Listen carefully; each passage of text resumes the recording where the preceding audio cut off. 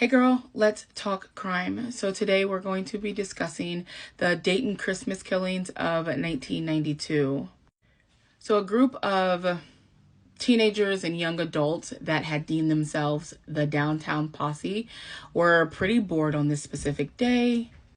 So the group leader was 19-year-old Marvalis, and then his 16-year-old girlfriend, Laura Taylor, and then also DeMarcus Smith, who was 19 years old, and then his girlfriend, Heather Matthews, who was 20.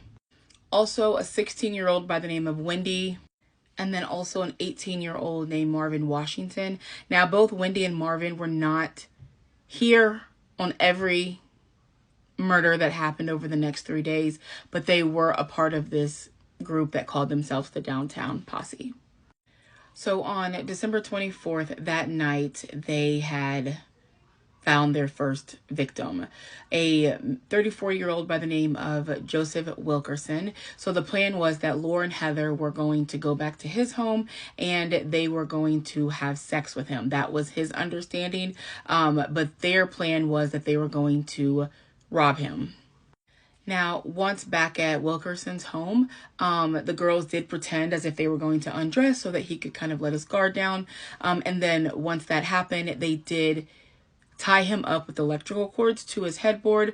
The other people, DeMarcus and Marvalis, did come in. They robbed his home. There was a gun found in his garage, and he was shot in his chest with his own gun.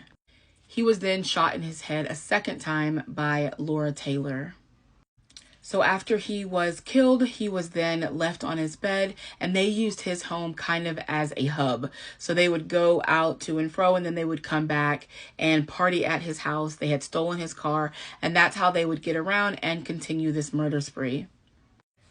That same night, they had gone out and they had seen an 18-year-old by the name of Danita Gillette, who was at a payphone. So to end Christmas Eve, they decided that they were going to kill Heather's ex-boyfriend, Jeffrey Wright. So they did find him outside of his home, and DeMarcus shot him 4 times in the leg. Jeffrey then ran to the neighbor's house, and he did end up surviving.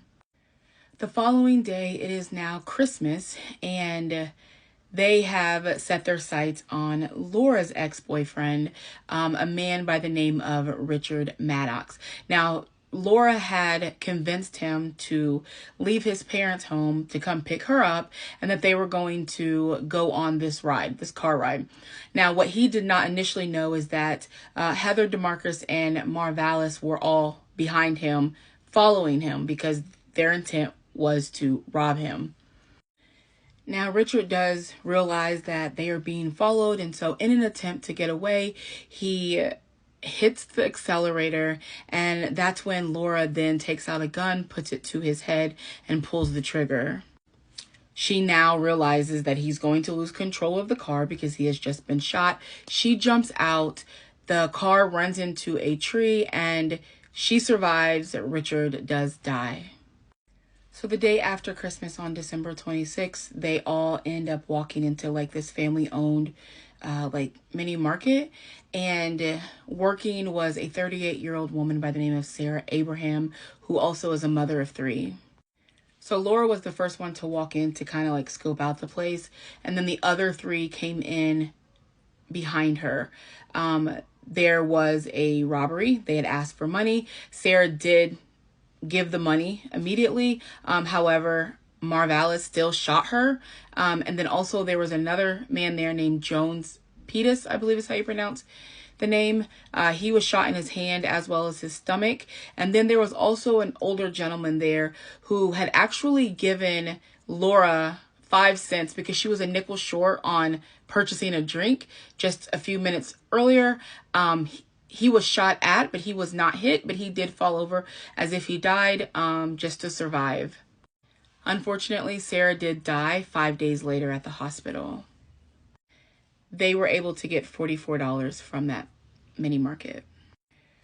So after they had killed Sarah, they were starting to think about the 2 other people who had been in on one of the attacks, but were not there for all of them, which was 16-year-old Wendy and then also 18-year-old Marvin Washington.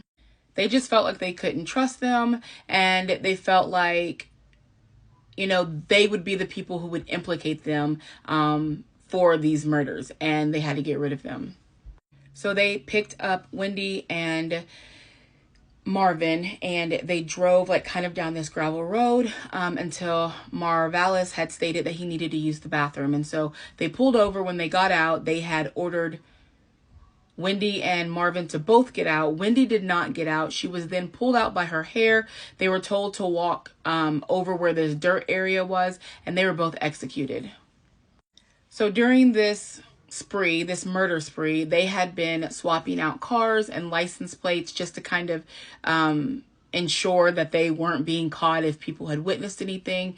And so they had gone to a gas station and they were going to rob this woman. They had held her at gunpoint. However, she did take off and she did get away. They did take her car, and now this is the car that they were riding around in, but she did report her car stolen.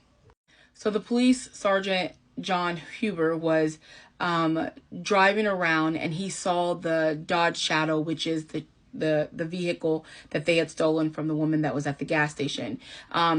Maybe they were driving crazy, I'm not sure, but he just thought that it was suspicious. And so he ran the license plates. It wasn't a match. And then ultimately realized that this was the car that was called in, that was stolen. And then they were all apprehended. Said that Laura had told Marvalis to kill the sergeant. However, he did not go through with it, thankfully. And so Marvalis, being the ringleader, he was given the death penalty, and he died by lethal injection on July 21st, 2009. Laura Taylor and Heather Matthews were both given life, and they are serving their sentences at the Ohio Reformatory for Women. Laura Matthews' next parole date is scheduled for 2026. DeMarcus Smith was also given life, and he is serving out his sentence at the Mansfield Correctional Institute.